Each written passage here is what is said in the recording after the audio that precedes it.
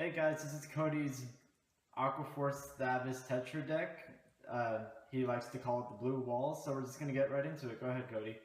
Alrighty, I'm gonna start with the regular part of the deck.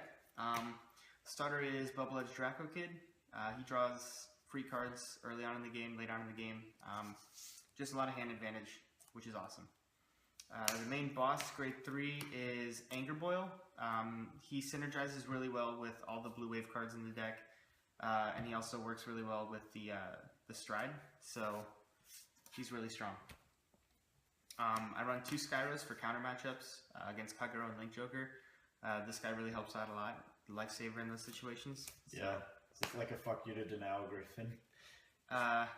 Well, I mean, if you don't Stride, he is, but he's mainly there for like when they try and blow up your field on their turn. Yeah. So, but he can be useful against Denial Griffin if you don't Stride and you have the right setup. 2 Thavas for when you want to play really aggressive.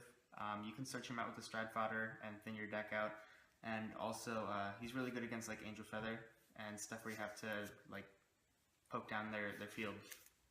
Oops. Grade 2s, I run 4 Foivos.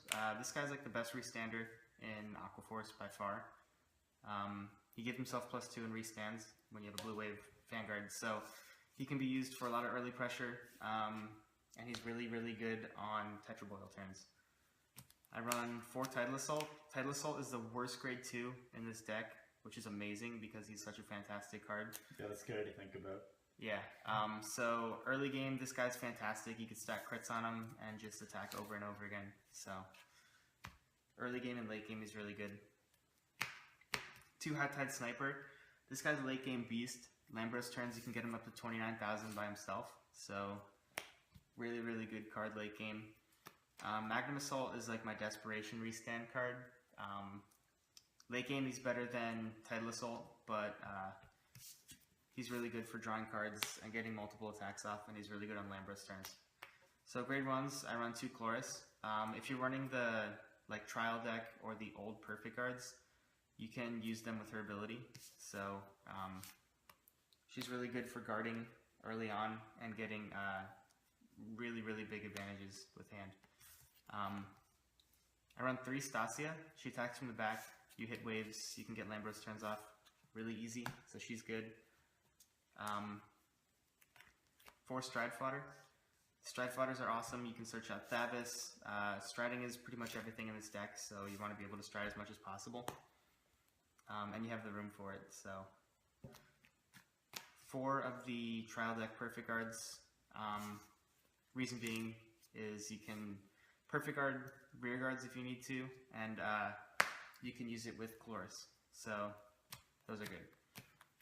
4 heals. G-guarding is really OP now. Being able to first stride Thavas, first stride Lambros, or first stride Tetra Boil and get all of their abilities off is awesome. So that's what those are there for. And to heal on 6, because that's the easiest way to win games. For the blue wave crits, crits are good. The draw power you can get from this card is really good. So that works really well with the deck. I run 4 Margot clones. Extra power is really OP in Aqua Force, and drawing is really OP. So all around, that's a really good card. 2 of the Thavas crits gets you extra hand. They can help fix your hand, and crits are really good. So throw that on a Tidal Assault, win games. And then 2 regular draws. So 6 draw, 6 crit, 4 heal. I know the draws are a little bit high, but drawing is really, really good in Aqua Force because you need your rear guards to pull off all your big turns, and these just help you get extra rear guards to hand. So I'm going to go into strides. We play 4 Tetra Boil. The heart of the deck, boys. Yeah, Tetra Boil is really, really good. If you don't know his skill, look it up, but I know, I'm trying to save time, but Tetra Boil is a really, really strong mid-game push card. You can draw a lot of cards off of his ability with the crit and with the starter, and also he restands, so late game you can just like finish, I mean you could finish games on first stride with this guy if you have a G-guard, but he's really, really, really strong. He's like the preferred stride in most situations. 4 Lambros. Lambros has a restanding skill that gives plus 10 to 2 rear guards. It's absolutely unnecessary amounts of power on your 5th and 6th attack. This card is ridiculously overpowered in every sense of the word. And overpriced. Well, yeah. But Lambros is an awesome card, and I run him at 4 because of it. So I run 2 Thavas. I can usually first stride this guy and hit the amount of waves to get my draws off with my starter, if he's still there.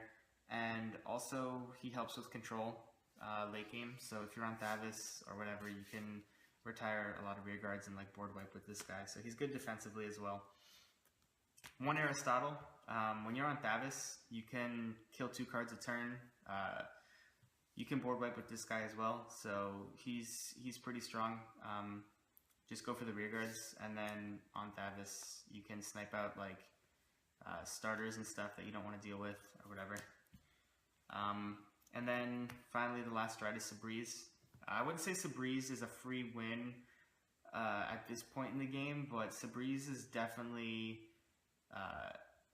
a huge advantage. You can triple drive with restanding rear guards when your opponent's at grade 2.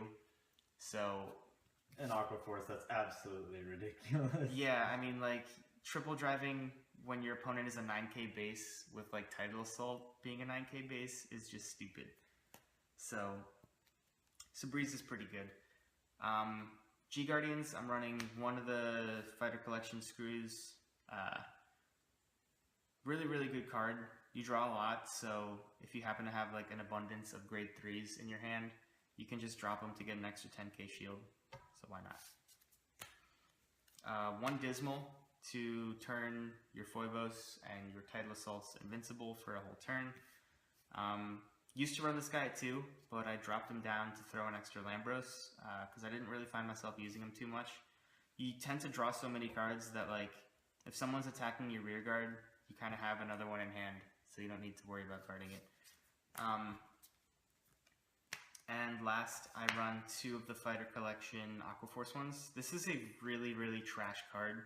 But, absolutely. Yeah, but there's no other options. And in the event that your opponent's first attack, like with Grand Blue, or with like Royal Paladins, they tend to hit really hard with their rear guards before they drive check. So this can help with that if you want to block the early attacks. I'm just going to kind of go into some of the combos that I didn't really talk about. The GB2 for the main boss card. This guy's GB2, and then we'll match it up with the blue wave. So just the basic combo is a GB2. You would swing with this guy at a rear guard, or if you got a boost, you can swing at a vanguard. His GB2 skill is when he attacks, he gets +5 only on the second battle, and you stand a rear guard and give it +10. So this would be the second attack going for 16. And say, like, even if you didn't get triggers, like, this guy would go swing for 21, counterblast, restand him, and he swings for 21 again. So, like, even on turns that you find yourself with no cards in hand and you can't stride, or you're just in a situation where you happen to have all triggers, it's happened to all of us. But he's, like, a really, really good backup option if you can't stride. And, like, sometimes I find myself just, like, using his skill anyway, if I have the right setup for it. So, yeah.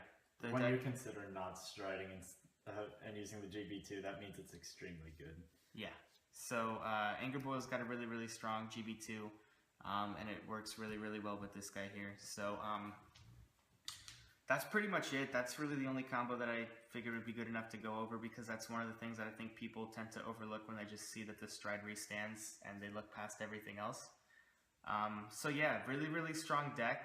Check it out if you guys want to build it. I think that this is one of the strongest setups right now. I know a lot of builds don't use Skyros, but I think that he's kind of too crucial to not run at this point.